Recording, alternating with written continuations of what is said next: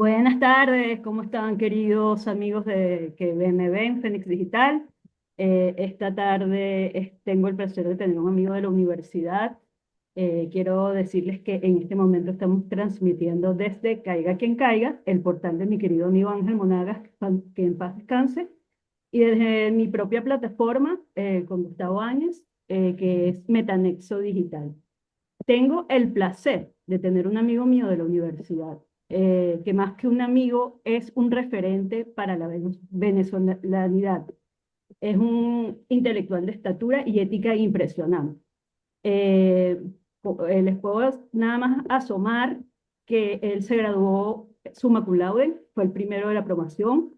Ha sido un hombre que ha servido en las instituciones con una trayectoria internacional envidiable. Su hoja de vida parece, bueno, inabarcable, sí. Un programa completo para yo describir todo lo que es Álvaro Albornoz. De ser el estudiante más brillante de la promoción, eh, se, conver- se convirtió en doctor en Derecho Constitucional y ahora vive en Honduras. Ha sido consultor, litigante, observador internacional y sobre todo un educador incansable, reconocido por sus alumnos como el maestro líder del siglo XXI.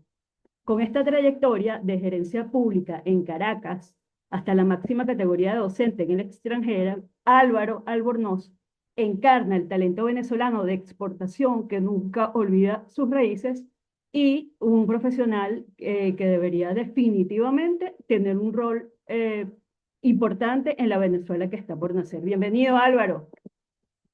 Gracias, Dayana. Un placer estar en este programa contigo y bueno, y reencontrarme una vez más de esos viejos momentos que vivimos en la universidad.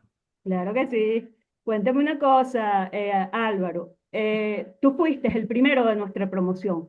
A muchos nos costaba bastante pasar materias, pero a ti la verdad es que te era muy fácil. Tú, además de obviamente tener una inteligencia considerablemente superior, ¿qué tipo de hábitos tenías tú para el estudio? ¿Cuál es tu estructura mental o tus disciplinas para hacer summa cum laude en una carrera tan competitiva? Bueno, creo que se trata más que todo de tener disciplina y tener constancia, ¿verdad? Y realmente también por la pasión que sentía al estudiar derecho. Entonces yo era un alumno bastante disciplinado que estudiaba de manera continua y sobre todo que, bueno, nunca dejaba de faltar a clases, de tomar mis apuntes, de leer los libros, de hacer resúmenes y prepararme arduamente, ¿verdad? Para cada evaluación, cada examen. Yo creo que es más que todo una cuestión de disciplina, ¿verdad? Y de constancia en estudiar para el logro de los objetivos. Siempre que he estudiado, he tratado siempre de ser pues el mejor en la clase y de tratar de sacar las mejores calificaciones. Creo que también era como una deuda que tenía también hacia mis padres. Yo sentía que tenía que retribuirle de alguna forma ese, ese sacrificio o ese esfuerzo que ellos hacían en pagarme la universidad. Y creo que uno como hijo debe retribuirle, ¿verdad? Ese esfuerzo a sus padres y bueno, qué mejor retribución que dársela en sacando buenas notas, ¿verdad? Excelentes notas para satisfacción también de ellos. Cuéntame por qué elegiste ser abogado especialista en Derecho Constitucional. El Derecho Constitucional es fascinante. Yo me acuerdo en segundo año, nuestro profesor de Derecho Constitucional fue el doctor Germán Escarrá. A mí me gustaban mucho sus clases, eran muy inspiradoras. Pero una vez en un voluntariado donde teníamos que ir a la cárcel, me mandaron al retén de Katia. Éramos 5 personas y cuando tuvimos que subir al sitio donde nos iban a asignar para que empezáramos a hacer prácticas, había un poco de tripas y eso porque acaban de sangrar a un reo. Ese día para mí cambió completamente mi visión del derecho. Yo juraba que el derecho era más que una utopía, que realmente se podía avanzar. Pero me di cuenta bueno, en Venezuela las cuestiones eran y siguen siendo muy duras. Entonces, ¿tú por qué eliges derecho constitucional, que es algo tan interesante? Bueno, igual, ¿verdad? Uno cuando ingresa a la carrera de Derecho, normalmente los estudiantes creen que el derecho como que se limita al derecho penal, ¿verdad? A una cárcel, a sacar presos de las cárceles. Sin embargo, cuando una vez que uno entra a la carrera, uno se da cuenta que el derecho es mucho más que eso y que tiene un campo más diverso y multidisciplinario. Y ahí uno va descubriendo todas esas ramas del derecho, tanto del derecho público como del derecho privado. Y yo siempre me incliné más por las ramas del derecho público. Me gustaba más todo lo que tenía que ver con el Estado, con su funcionamiento, y por eso sentía más afinidad con lo que era el derecho administrativo y el derecho constitucional. Eh, Además, porque sentía también una fuerte atracción por la carrera de ciencias políticas. Entonces, antes de ingresar a derecho, ya estaba entre ciencias políticas y derecho. A la final me decidí por derecho, pero siempre pensando que después hacer una maestría, un posgrado en ciencias políticas. Entonces creo que el derecho constitucional es una de las ramas o de las materias del derecho que tiene más afinidad y más cercanía con la ciencia política y con todo lo que tiene que ver con el funcionamiento del Estado, con las formas de gobierno, los sistemas de gobierno. Entonces, creo que esa fue la afinidad que sentí por el derecho constitucional.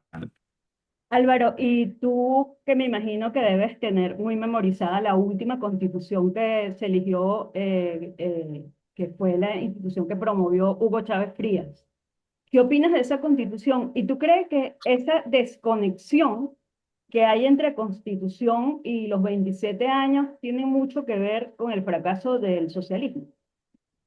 Sí, realmente esa fue una constitución que, como recordamos, no fue realmente debatida, sino que todo fue como un show que se montó eligiendo a la Asamblea Nacional Constituyente, pero que a la final fue un libro ya impuesto, que ya tenían redactado, que ya tenía el exdictador Hugo Chávez Frías, y que simplemente se aprobó por tener la mayoría absoluta de esa Asamblea Nacional Constituyente, pues los afines a su partido.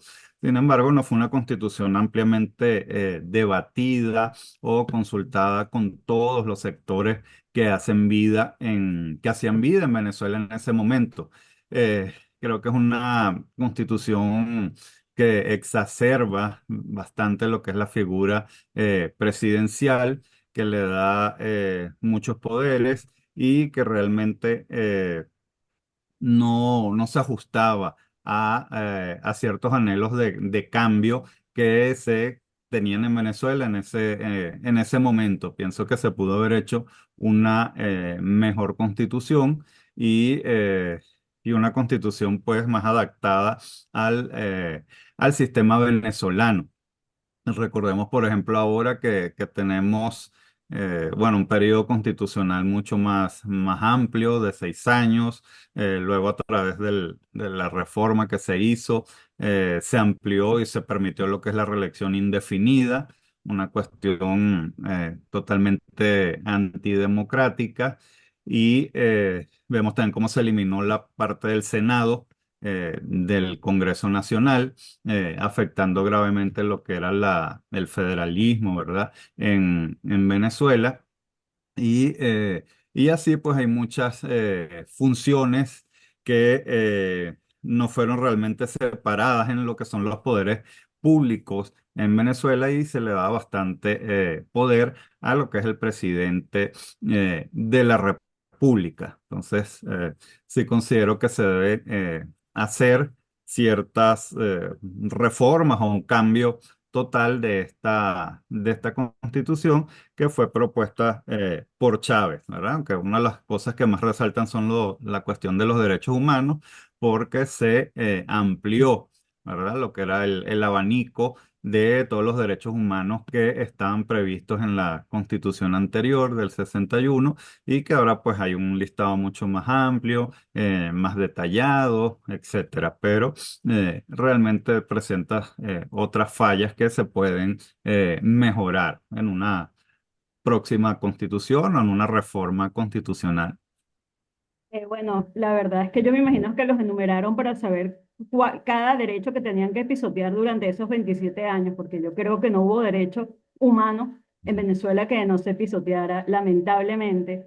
Y yo también estoy de acuerdo contigo, yo pienso que la Constitución tiene que volver a basarse en la del 61, de centralismo, y definitivamente una constitución que no sea tan ñángara izquierdosa, pues, porque Mm, nosotros nos tenemos que abrir a la inversión extranjera y empezar a surgir como país, claro. no cerrarnos al padre Estado que te dé la caja de clap con gorgojos, ¿no? Entonces, Así es. espero que la lección se haya aprendido. Otra cosa, David, Mm, tú claro. ahorita vives en Honduras, y la realidad en Honduras, por lo menos yo la celebré mucho en Venezuela. Cuando yo vi a Nasri Asfura ganar, después de como 10 días de contar votos, todos estábamos bueno, esperando que se diera la buena noticia. Y ustedes tienen hoy un gran presidente, papi a la orden. Entonces, dime algo, ¿cómo se proyecta Honduras? ¿Cómo crees que van a ser los lazos de Honduras con Venezuela? ¿Y cómo te ves tú haciendo un vínculo entre el gobierno de Honduras y el gobierno de Venezuela que venga después de este interinato extraño o con este mismo interinato? Sí, bueno, gracias a Dios, aquí nos salvamos de continuar en las garras del socialismo del siglo XXI, que como sabemos, pues era el gobierno que teníamos a través del matrimonio Zelaya-Castro y quienes pretendían pues perpetuarse en el poder con las mismas técnicas que se usaron en Venezuela para perpetuar el chavismo en el poder. Gracias a Dios y a la fuerza, ¿verdad? Decidida de la gente aquí, del pueblo, de dos de las consejeras del Consejo Nacional Electoral y del nuevo jefe del Estado Mayor Conjunto que justamente había nombrado también la señora presidenta anterior. Gracias al valor, a la valentía que ellos tuvieron de defender la democracia, se pudo a la final declarar ganador a Nasria Fura y desechar pues el fraude que se pretendía imponer desde el gobierno nacional de Honduras. Hoy en día entonces tenemos un presidente extraordinario, bastante cercano a la gente, bastante sencillo, bastante humilde, que está implementando políticas de austeridad bastante severas, porque la situación de las finanzas en Venezuela, en Honduras, la han dejado en niveles muy críticos. El gobierno anterior prácticamente saquearon todas las instituciones, al igual que lo hacen en Venezuela, y se encontró pues con un estado económicamente prácticamente quebrado. Entonces están implementando políticas de austeridad bastante severas para empezar a corregir todas estas deficiencias presupuestarias que hay actualmente en el estado de Honduras. Sin embargo, se han iniciado las cosas con muy buen pie. Ayer, justamente, llegó el presidente de reunirse con el presidente de los Estados Unidos, Donald Trump, en su casa de Mar-a-Lagos, y lo cual muestra que va a haber mucha cercanía, muchos vínculos entre Honduras y Estados Unidos. Y obviamente eso es algo favorable porque es nuestro primer socio comercial. Además, de allá hay alrededor de 2 millones de hondureños que envían remesas todos los meses para Honduras y tenemos relaciones muy estrechas con ellos que fueron bastante pisoteadas o vulneradas durante los 4 años del gobierno de los Zelaya. Entonces ahorita viene pues esa recomposición en esas relaciones internacionales y sobre todo con los Estados Unidos y acercarnos pues a países democráticos y a países también como Israel, que también habíamos tenido experiencias amargas en el anterior gobierno. Sin embargo, ahorita vamos a tener relaciones también de estrecha cercanía con el gobierno de Israel y el de Estados Unidos, lo cual repercutirá en muchísimos beneficios para el pueblo de Honduras. Entonces, creo que vamos por buen camino. Y creo que Honduras, en manos de Papi a la Orden, pues va a lograr y alcanzar un desarrollo sostenido que le va a generar bastantes beneficios a la población. Ahora bien, él ha dicho que con el régimen de Maduro no iban a tener ningún tipo de relación porque pues era un gobierno antidemocrático, una dictadura y que no se iba a sostener relaciones diplomáticas con Venezuela en ese sentido, porque el gobierno de Nasri Fura reconoce como ¿verdad? Legítimo presidente a Edmundo González Urrutia y al liderazgo de María Corina Machado, quienes fueron los que ganaron las elecciones, ¿verdad? Pasadas hace 2 años y que el régimen de Maduro se las robó. Entonces, se está esperando que Venezuela culmine pues toda esta transición extraña, ¿verdad? Como tú la llamaste, y si es que se van a hacer nuevas elecciones o si va a asumir el cargo el que ya fue presidente electo, Edmundo González, o se va a hacer una nueva elección donde gane María Corina. Entonces, ya con ese nuevo presidente, se pueden establecer, ¿verdad? Relaciones también más cercanas entre Venezuela y Honduras y pues sacar beneficios recíprocos para ambas naciones. Pero sí, es un presidente que está apoyando la causa democrática de Venezuela y la causa de libertad que abandera nuestra líder María Corina Machado. Eh, yo creo que la democracia que ustedes están viviendo hoy y disfrutando y el desarrollo que van a poder disfrutar en un corto tiempo, también está en los hombros de un gran hombre que fue Roberto Micheletti o Micheletti. Él salvó la democracia en Honduras. Cuéntanos un poco de su liderazgo, cuéntanos un poco de cómo es él como ser humano, como líder político, porque sé que eres cercano a él. Sí, bueno, no, realmente Roberto Micheletti es un personaje excepcional, un político que, como tú lo dices, defendió a capa y espada la democracia en Honduras y la salvó en aquel año 2009 de caer justamente en las garras del socialismo. Gracias a él, Honduras se liberó de ese socialismo por todo ese tiempo que vivimos después de que se defenestró a Manuel Zelaya y se le expulsó hacia Costa Rica y se pudieron vivir, pues, seguir viviendo en tiempos de democracia acá. Lamentablemente, pues, hace 4 años regresaron por la vía de las elecciones a través de la esposa de Zelaya y porque recibió el apoyo de otro de los candidatos que se volvió a lanzar después también, de Salvador Nasralla,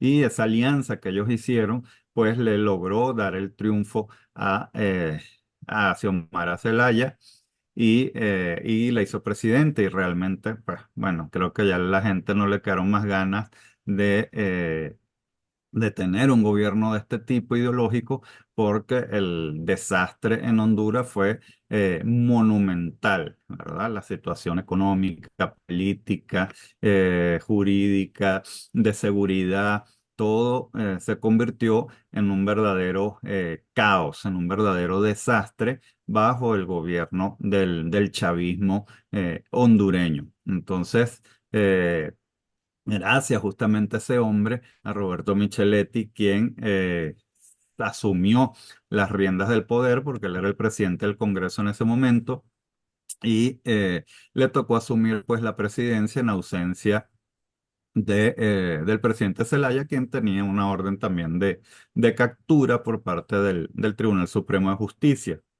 Entonces, solo gobernó 7 meses, donde tuvo que luchar prácticamente con casi todo el mundo, porque todo el mundo se le vino encima. Recordemos que en esa época Chávez tenía gran poder, gran influencia en prácticamente todos los países de América, las islas del Caribe. Y bueno, incluso Honduras fue expulsada de la OEA y bueno, fueron tiempos bastante difíciles para el país, pero que bajo ese liderazgo firme de Roberto Micheletti, pues Honduras pudo sobrevivir, hacer el proceso electoral, hacer sus elecciones y que asumiera pues el nuevo presidente, que fue de un partido diferente al de Micheletti y pues todo siguió su rumbo normal. Hoy en día él está pues bastante apartado de la política, él no participa así directamente en cuestiones políticas, pero siempre está muy atento, ¿verdad? Todo lo que sucede. Él tuvo que salir del país también por las amenazas de este gobierno y por tener pues riesgo de su seguridad y de su libertad.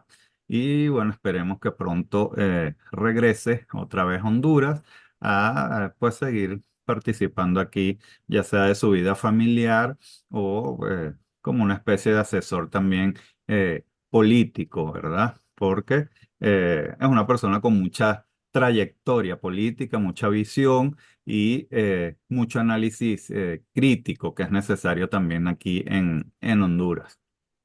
Ok, ahora vamos a viajar a Venezuela, a tu Venezuela. Ahorita estamos viviendo un proceso bastante bizarro.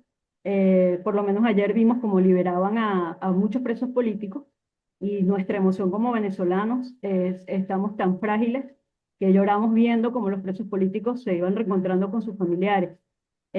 Nos dio muchísima felicidad ver que Juan Pablo Guanipa era liberado y se reunía con sus hijos, pero a las 6 horas lo vuelven a meter preso. Entonces, ellos están, o mañana están por aprobar en segunda discusión, una ley de amnistía. Yo me imagino que tú más o menos le echaste un ojo.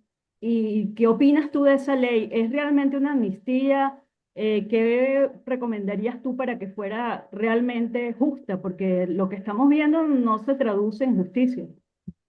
Sí, bueno, realmente vemos que mientras estén estos mismos actores que tanto le hicieron daño al país y que fueron justamente los autores de todos los asesinatos, de las torturas y de todos los crímenes de lesa humanidad que han habido en Venezuela durante estos 27 largos años, realmente no se va a poder aplicar la justicia de una manera correcta y eficiente.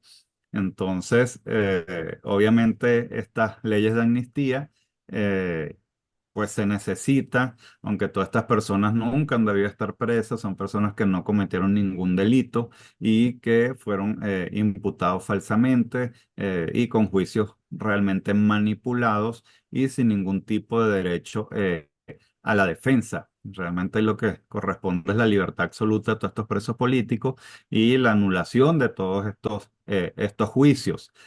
Sin embargo, pues es una de las propuestas que se hicieron desde los Estados Unidos, eh, pero sin embargo, también tiene un doble filo, ¿verdad? Porque esas leyes de amnistía siempre son para todos, ¿verdad? Para todas las partes, no solamente para los opositores, sino que también pueden beneficiar a los chavistas o a la gente que cometió tantos delitos en Venezuela durante estos 27 años.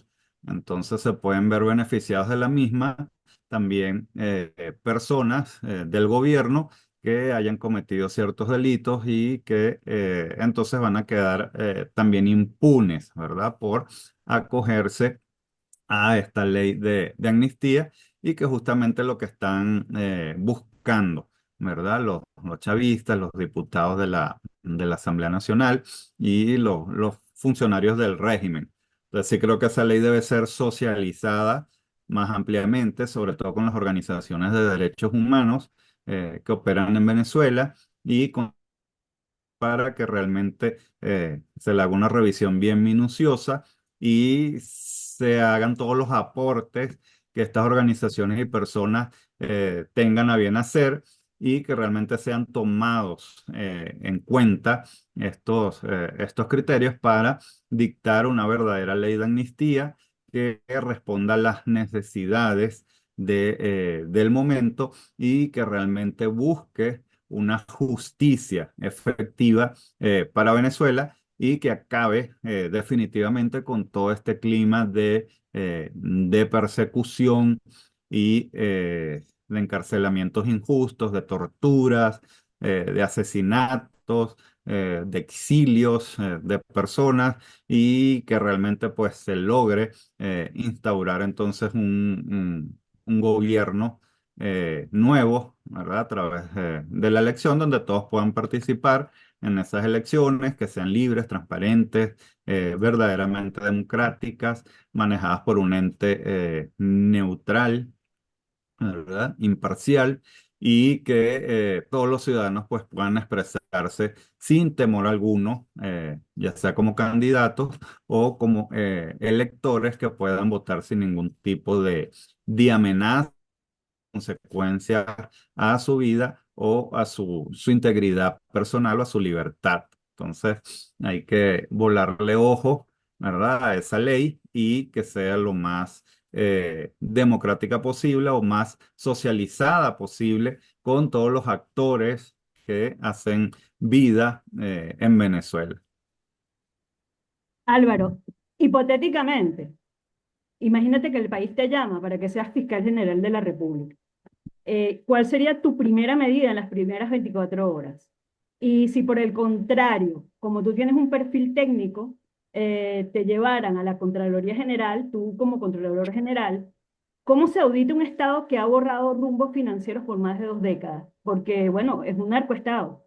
¿Y por dónde empezarías a buscar los patrimonios? Está el famoso principio follow the money, pero eso también como que va a ser amnistiado. ¿Nos puedes dar alguna sugerencia? Sí, bueno, realmente sería una gran responsabilidad, ¿verdad? Un cargo de esos en un eventual nuevo gobierno.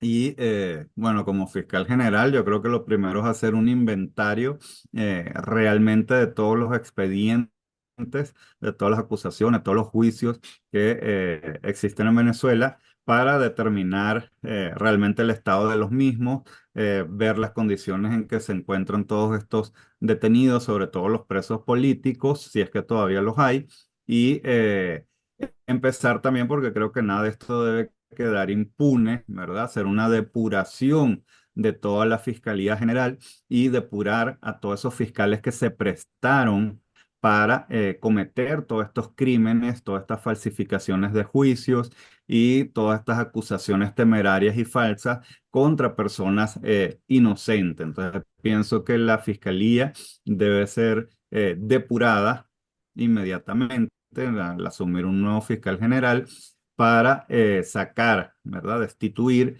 a todos esos fiscales que se prestaron para todo este tipo de crímenes vergonzosos contra la disidencia política. Eso creo que sería la primera medida para poder llevar a cabo todas las demás funciones inherentes al cargo de fiscal general y poderla llevar con gente capaz, gente honesta, gente decente, fiscales realmente capacitados, preparados y que no tengan esos niveles de maldad que han tenido pues los fiscales durante la era chavista. Ahora como Contralor General, también es una situación bastante difícil porque sabemos que el dinero saqueado eh, es monumental, son cifras exorbitantes, se han robado prácticamente todo en todos los lugares, en todos los ministerios, en todos los órganos del Estado.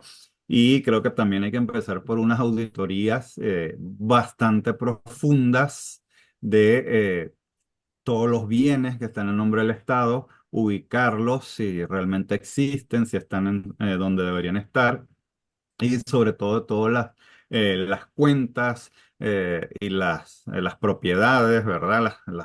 Las tenencias en oro y todo de todo el Estado para realmente ver, calificar o cuantificar todo lo que es el daño patrimonial que se ha causado en el país y, bueno, generar también todo lo que son las responsabilidades administrativas, que es lo que puede hacer el contralor.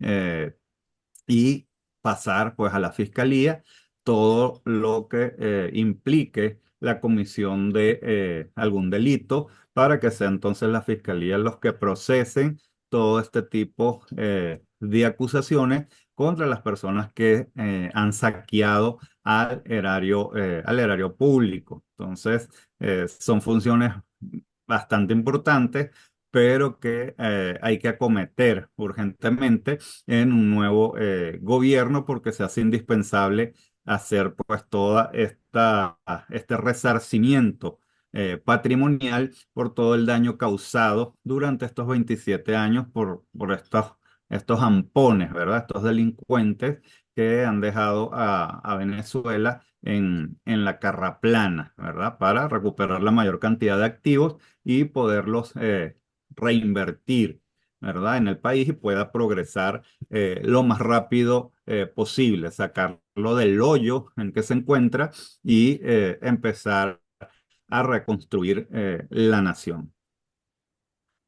Eh, Te casaste con una hondureña, ¿verdad? Si no me Sí. equivoco. Y tus hijos Ujú, son mitad hondureños, mitad venezolanos. Tus niños también son summa cum laude, los vi, me mandaste su ujú, trayectoria. Y tú les hablas de Venezuela. Y mi última pregunta es, ¿volverías con tu familia? Te volverías a tu país y a contribuir con el desarrollo de nuestra nueva Venezuela? Por supuesto, en unas circunstancias muchísimo más seguras de lo que vivimos aquí en Piedradura, porque en este momento no se sabe si te sueltan con una ley de amnistía o como sea, y a las 6 horas estás otra vez preso. ujú. Sí, en efecto, bueno, aquí me casé con una hondureña, tengo dos hijos que nacieron acá, pero también tienen pues la nacionalidad venezolana y sí, siempre les hablo de Venezuela, ellos conocen todo, de hecho aquí todos los viernes y sábados comemos arepas y ellos conocen muchas de las comidas venezolanas. eh, y les gusta bastante la cultura venezolana. De hecho, el acento de ellos es un poco más venezolano que hondureño. Y, y ellos aman realmente a Venezuela. Realmente ellos siempre se sienten como más afinidad de decir que son venezolanos a decir que son hondureños. Y sí, ellos sienten mucho interés en ir a Venezuela, en visitarla, en conocerla, e incluso en vivir allá. Entonces, pues siempre existe la posibilidad, ¿verdad? Si Venezuela se logra salir de toda esta desgracia en que ha estado sumida durante 27 años y logra realmente instaurarse un gobierno democrático como el que pudiera ser el de María Corina Machado. Entonces, pues habría que analizar, ¿verdad? En ese momento. Y sobre todo, pues si me llegasen a llamar para ocupar algún cargo de relevancia nacional en el cual yo pueda aportar y contribuir para la reconstrucción del país, pues bueno, obviamente que sería un honor para mí poder hacerlo y estoy seguro que a mi familia pues me acompañaría y me apoyaría, ¿ok? En esa situación ya frente a un gobierno democrático, ¿verdad? Donde realmente se quiera trabajar en beneficio de Venezuela y de los venezolanos. Sería un lujo para nuestro país tenerte aquí de vuelta. Cónchale Álvaro, de verdad, muchísimas gracias por esta entrevista. Para mí siempre es un honor, no nada más hablar contigo, intercambiar ideas. Y yo de verdad espero que vuelvas, espero conocer a tus chamos, espero que tu esposa pueda disfrutar de Venezuela y que sean los venezolanos como tú los que construyan la Venezuela del mañana. Entonces, gracias por esta entrevista y de verdad muy honrada. No, gracias a ti, Dayana, por la invitación y aquí estamos a la orden. Bueno, siempre esperamos poner nuestro granito de arena, ¿verdad? Todo sea por Venezuela. Yo he tenido una lucha incansable por la libertad y por la democracia desde el extranjero. Yo he apoyado todas las luchas de Venezuela, he aportado muchísimo a través de ese combate frontal a lo que es el comunismo, a lo que es la dictadura del chavismo y a llevar hacia el mundo y expresar lo que los venezolanos en Venezuela no pueden hacer por temor, por miedo a todo lo que les pueda suceder, pues uno en el extranjero sí puede hablar, dar declaraciones, entrevistas y mostrar al mundo todo lo que ha sucedido en Venezuela durante estos nefastos 27 años. Entonces, ha sido una lucha permanente, ¿verdad? A favor de la libertad y de la democracia en Venezuela. Ok, muchas gracias. Gracias oyentes por haber estado con nosotros oyendo esta exposición magistral de Álvaro. Los espero el próximo programa, que también tendremos un invitado de lujo. Espero, es bastante difícil superar a este invitado, pero trataremos de que sea del mismo nivel. Muchísimas gracias, Álvaro. Muchas bendiciones para tus chamos. Gracias, amén. Igualmente. Gracias, chao. Men, chao. Bueno. Listo.